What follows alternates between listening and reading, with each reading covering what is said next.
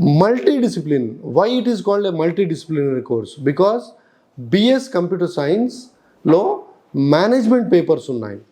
So computer సైన్స్తో పాటు BTech సిఎస్సిలో లేని courses ఏవైతే ఉన్నాయో అంటే మేనేజ్మెంట్ పేపర్స్, బీబీఏ ఎంబీఏలో ఉన్న పేపర్స్, బిఎస్ ఎకనామిక్స్ ఉంటుంది, బిఏ మార్కెటింగ్ పేపర్స్ ఉంటాయి, ఓబీ పేపర్స్ ఉంటాయి. సో బీటెక్ సిఎస్సి వాడు చదువుకొని ఒక టెక్నికల్ టూల్ ఆపరేటర్ అవుతాడు, రైట్? బట్ అదే బిఎస్ కంప్యూటర్ సైన్స్ చదువుకున్న విద్యార్థి టెక్నికల్ టూల్స్తో పాటు మేనేజరియల్ కోర్సెస్ నేర్చుకుంటాడు. So this is called a techno managerial course.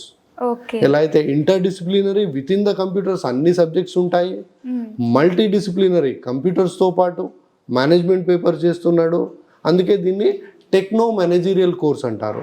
So that is the reason it is more preferred by the corporate companies than a BTech CSC. BTech CSC వాడికి only computer operator, technical operator, front end role వస్తుంది.